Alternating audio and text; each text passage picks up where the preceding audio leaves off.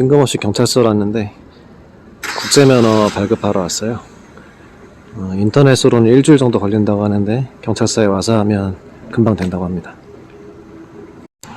네, 받아 나왔습니다. 진짜 한 10분도 안 걸려서 받은 것 같아요. 금방 나와서 좋고, 이제 가서 스쿠터 타려고 일단은 찾은 건데 어떨지 기대되네요. 안녕하세요, 버킷라이더입니다. 지난 9월 중에 출장 겸 여행으로 말레이시아를 다녀오게 되었습니다. 이번 영상은 그 기간 중에 탔던 스쿠터 라이딩 영상을 기본으로 말레이시아 방문 팁을 나누고 그 나라 이륜차 상황을 보며 느꼈던 것들을 다루려고 합니다. 먼저 스쿠터 이야기를 하면, 스쿠터는 랑카위라는 지역에서 타게 됐는데 24시간 대여료가 35링깃, 현재 환율상 우리 돈으로 11,000원 정도였습니다. 기종은 우리나라에서는 판매되고 있지 않은 기종으로 야마하의 에고 기어라고 불리는 125cc 스쿠터였습니다. 텐덤하고 타면 시속 70km도 버겁게 낼 정도로 힘이 모자라고 너무 작고 가벼운 탓에 타는 내내 휘청거렸지만, 그 지역 주민들이 전체적으로 여유있게 운전하는 편이었고, 더 느리다 싶은 차가 앞에 있으면 적당한 때 위협적이지 않게 추월해가는 분위기여서 살살 편하게 타기엔 딱 좋았습니다. 기어 변속이 필요 없는 스쿠터 특유의 편리함도 좋았고요. 숲속으로 지나는 길이 많았는데 그 숲을 이루는 나무들의 비주얼이 상당히 멋졌던 터라 주변을 구경하며 천천히 달리는 라이딩이 정말 즐거웠습니다. 휘발유는 1리터당 대략 1링깃으로 현재 환율상 우리 돈으로 650원에 채 안되는 경이로운 가격이었습니다. 당연한 얘기겠지만 우리나라에서는 경험하기 힘든 라이딩이어서 더 기억에 남는 시간이었습니다. 다만 딱 하나, 우리나라와는 좌우 진행이 반대여서 처음에 무척 낯설었습니다. 이게 직진할 때는 별 상관이 없는데 교차로에서 좌회전이나 우회전을 할 때가 좀 문제가 되더라고요. 신호를 받아서 중앙선을 침범하는 우회전, 중앙선을 침범하지 않고 그냥 돌면 되는 좌회전이라는 상황이 쉽게 와닿지가 않았습니다. 합류하기 전에 좌측 우측을 살피는 것도 우리나라랑은 반대여서 그것도 되게 어색했고요. 끝없는 길에 홀로 타는 것도 아니고 하니까 다른 차들의 흐름을 따르다 보면 또 그냥저냥 탈 수는 있었는데 그 괴리감은 끝까지 어쩔 수가 없었습니다. 타다 보니까 이것도 괜찮아지긴 했지만은 나름 굉장히 애먹었던 점으로 기억됩니다. 이제 말레이시아 방문 팁을 나눠보자면, 첫 번째로 입국 심사. 우선 입국 심사를 인터넷으로 미리 해야 됩니다. 보통 외국에 나갈 때 비행기 착륙 시간쯤 돼서 혹은 현지 공항에서 입국 심사를 위한 서류를 작성하죠. 근데 말레이시아는 MDAC라고 불리는 디지털 입국 카드를 작성하고 들어가면 비행기 혹은 현지 공항에서는 따로 작성할 게 없습니다. 많은 블로그 등의 작성 방법이 적혀 있으니까 보면서 따라하시면 생각보다 쉽게 할 수 있습니다. 영상보다는 블로그 등을 띄워놓고 그걸 보면서 작성하는 게 편하기 때문에 이 영상에는 따로 다루진 않을 거고요. 도착 3일 전부터 진행 가능한데 이렇게 안하고 기존 방법처럼 해도 되는지는 잘 모르겠네요. 그리고 그랩이랑 대중교통, 입국하는 시간대에 따라 다르긴 하겠지만 저는 밤늦게 도착하는 비행편이었습니다. 도착하자마자 숙소로 이동해야 되는데 그 시간에 대중교통을 타기에는 무리가 있어서 그랩 어플을 사용했습니다. 목적지와 출발지를 선택하면 요금이 미리 명시가 되고, 그 후에 그랩 차량과 연결해달라고 요청하면 근처에 있던 그랩 차량 기사가 응답해서 찾아와주는 식인데, 낯선 나라에서 바가지 쓰지 않고 안전한 교통편을 보장받는다는 점에서 상당히 매력적인 수단이었습니다. 다만 요금이 마냥 저렴하지만은 않았고요. 같은 경로를 설정해도 시간대별로 요금이 계속 달라지고 해서 잘 판단해서 사용하시면 될 것 같습니다. 그리고 시내버스의 경우에 요금이 상당히 저렴하고 기사분들이 대체로 친절하셔서 시내버스를 타도 될 상황이면 저는 시내버스를 타고 다녔습니다. 그리고 그랩이나 시내버스 등을 이용할 때 작은 단위의 돈을 많이 준비해 두시면 좋은데요. 큰 단위 돈만 가지고 있으면 잔돈을 돌려받기 힘든 상황이 생길 수가 있어요.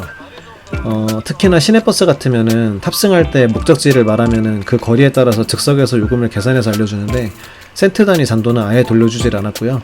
그랩 기사분들 중에서도 작은 지폐가 없어서 가게 같은데 들러서 지폐를 바꿔가지고 거스름돈을 받고 그런 일도 한번 있었거든요.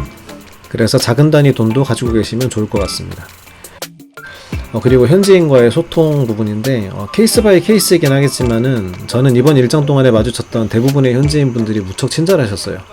현지인들에게 이런저런 질문할 때도 잘 대답해 주셨고, 심지어는 이제 버스 정류장에 가만히 있는데 와서 어디 가냐고 물어보고서는 몇 번 버스 타라는 식으로 알아서 알려주시는 분들도 적지 않았습니다.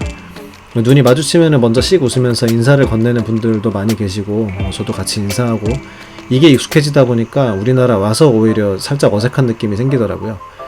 구글을 비롯해서 인터넷 검색을 통해서 얻는 정보들도 좋은데 현지인 분들에게 묻고 듣는 정보가 정말 요긴합니다. 부담 갖지 말고 질문을 자주 하면서 다니면은 큰 도움이 될 것 같습니다. 그리고 구글 맵 이야기를 해보면 저는 이번에 구글 맵 어플을 사실 처음 써봤거든요.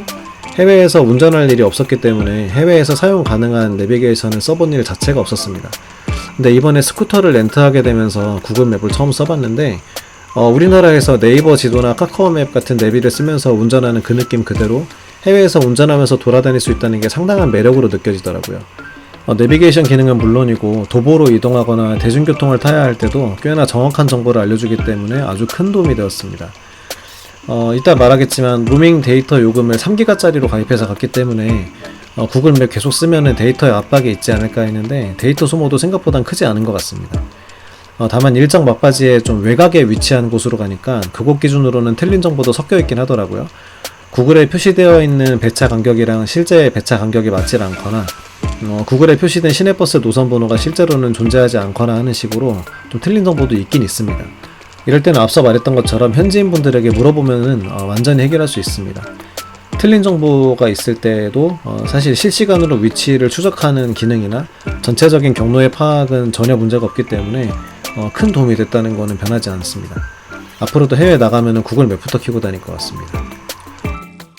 이제 로밍 이야기를 해보면 이번 일정을 준비하면서 가장 크게 고심했던 것 중에 하나가 사실 로밍 문제였습니다. 현지 유심을 사든지 아니면 이심이라고 불리는 그걸 사든지 이런 것들을 비롯해서 여러 가지 방법이 인터넷에 올라와 있는데 오히려 정보가 너무 많으니까 더 혼란스럽더라고요. 저 같으면은 해외를 아주 오랜만에 나가는 거였기 때문에 로밍 쓰면은 요금 폭탄 맞는다 뭐 이런 이미지가 남아 있어서 어떻게 하는 게 좋을까 고민이 컸었는데 의외로 가까운 곳에 답이 있었습니다. 그냥 가입되어 있는 통신사 로밍 요금을 검색해 보니까 제가 알고 있던 것과는 전혀 다른 나름 합리적인 가격으로 로밍 요금제가 준비되어 있었습니다. 저는 SK텔레콤을 쓰고 있는데 바로라고 하는 로밍 요금제를 제공하고 있어서 거기 가입해서 해결했습니다. 제가 가입했던 요금은 3기가짜리 데이터를 먼저 주고요. 그 데이터를 모두 쓰면은 400kB 정도 제한된 속도로 데이터를 계속 쓸 수 있는 그런 요금이었고요. 로밍 요금제로 제공된 데이터를 잡든지 아니면 현지 와이파이를 잡든지 어떻게 해서든 데이터 통신만 살아있기만 하면은 한국으로 거는 전화, 한국에서 받는 전화, 마찬가지로 한국으로 보내는 문자, 한국에서 받는 문자 다 무료고 무제한으로 가능합니다. 제가 알아보기로는 해외 나가서 현지 유심을 사게 되면 해외 체류 중에 국내 번호가 일시적으로 죽는 셈이 되기 때문에 이걸 보완하려고 나온 방법이 이심인 것 같은데 조금이라도 더 저렴하게 해결할 수 있다는 장점은 있어 보이지만 비교적 최근에 등장한 방법이라서 신형 폰들에서만 이심이 인식된다는 맹점도 있고 해서 제가 느끼기에는 통신사가 자체적으로 제공하는 로밍 요금제가 제일 간편한 방법인 것 같습니다. 다른 통신사들도 각기 다른 로밍 요금제가 있는 것 같던데 잘 알아보시고 최선의 방법을 찾으시면 될 것 같습니다. 그리고 뭐 그 이외에 소소하게 생각나는 것은 우선 우리나라처럼 곳곳에 정수기가 있거나 식당 같은 데서 물을 제공하거나 하질 않아요. 그래서 편의점이나 슈퍼마켓 등에서 드링킹 워터 혹은 미네랄 워터라고 되어 있는 것들을 구매해서 들고 다니시는 게 좋습니다. 정수기가 어디라도 있으면 꼭 물을 받아 두시고 숙소 같은 데서 또 물을 제공한다 이러면 그거를 챙기시기를 좀 권하고 싶습니다. 덥다 보니까 물이 많이 필요하거든요. 그리고 맑은 날에 햇살이 진짜 강렬하기 때문에 선크림이나 양산 같은 거를 꼭 준비해서 자외선을 피하셔야 되겠고요. 그리고 화장실이 또 기억에 남는데 공중 화장실이 유료로 운영되는 곳들이 많습니다. 그런데 유료로 돈을 내고 들어갔는데도 청소 상태가 불결해서 좀 이렇게 기분이 안 좋거나 이런 데가 적지 않더라고요. 여기가 대형 쇼핑몰이 많이 있는 나라이기 때문에 대형 쇼핑몰에 마련되어 있는 깔끔한 화장실을 사용하시는 게 더 좋을 것 같습니다. 이제 식비 같은 경우에는 사실 뭐 버거킹이나 스타벅스나 뭐 맥도날드 이런 식의 어떤 다국적 기업의 그 매장은 우리나라랑 그렇게 크게 가격이 다르지가 않아요. 그리고 딱 봐도 비싸 보이는 식당들 있죠. 거기도 그렇게 저렴하지 않습니다. 충분히 예산이 있으면은 뭐 상관이 없겠지만은 조금이라도 돈을 아껴야 하는 상황이면은 로컬 푸드를 판매하는 식당이라든지 아니면은 이제 저녁 시간대에 운영되는 야시장에서 파는 길거리 음식들 혹은 대형 쇼핑몰에 가보면 푸드코트가 꼭 있잖아요. 그런 데서 해결하시기를 권하고 싶습니다. 이보다도 돈이 더 어려워서 뭐 100원, 1000원 단위로 아껴야 된다. 만약에 그러면은 근처 가게나 아무데나 들어가 보면은 작은 빵들을 팔거든요. 크림빵 같은 걸 파는데 그거로 사게 되면은 굉장히 저렴한 가격으로 그냥 급한 대로 끼니를 때울 수가 있습니다. 참고하시고요. 치안은 꽤 좋은 편이라고 느껴지긴 했는데 밤에 도심지를 조금만 벗어나도 밤거리가 어두운 곳이 자주 보입니다. 그런 곳을 홀로 걷거나 하는 거는 현명한 행동이 아닐 거고요. 그냥 우리나라보다는 조금 위험할 수는 있겠다, 그런 정도의 느낌으로 살짝 경계하면서 다니시면 딱 알맞은 것 같습니다. 마지막으로 동남아 지역이 다 그렇듯이 우기 때는 꼭 피해서 방문하시기를 권하고 싶어요. 가기 전에는 우기라고 해도 하루 종일 쏟아지지는 않고 10분이나 1시간 정도씩 세게 쏟아지다가 금방 그친다, 이런 설명을 많이 듣고 보고 했었는데 막상 저는 이제 운이 없었는지 긴 시간 동안에 무섭게 내린 날이 적지 않았습니다. 비가 굉장히 세게 오기 때문에 밤중에 막 비가 올 때 그 빗소리 때문에 깬 적도 여러 번 있었어요.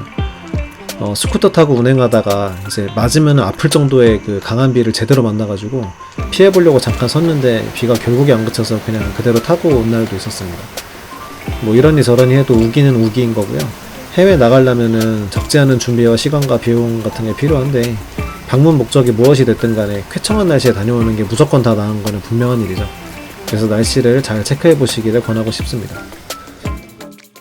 마지막으로 말레이시아 1륜차 운행 상황을 보면서 느꼈던 점인데요. 바이크를 좋아하는 저로서는 외국에 나가서 바이크를 타보는 경험만으로도 잊지 못할 추억을 만들 수 있었고, 자연스럽게 고속도로에 진입해서 차들과 함께 달리는 라이더들을 보는 것이 너무나 부럽기도 했습니다. 바이크 반, 차 반일 정도로 바이크가 많은 나라다 보니까 바이크에 대한 인식이나 대접이 다른 게 당연히 느껴졌고, 우리나라에서는 눈살 찌푸려지는 차간 주행이나 갓길 운행 같은 것들도 그곳에서는 지극히 정상적이고 일상적인 운행이었습니다.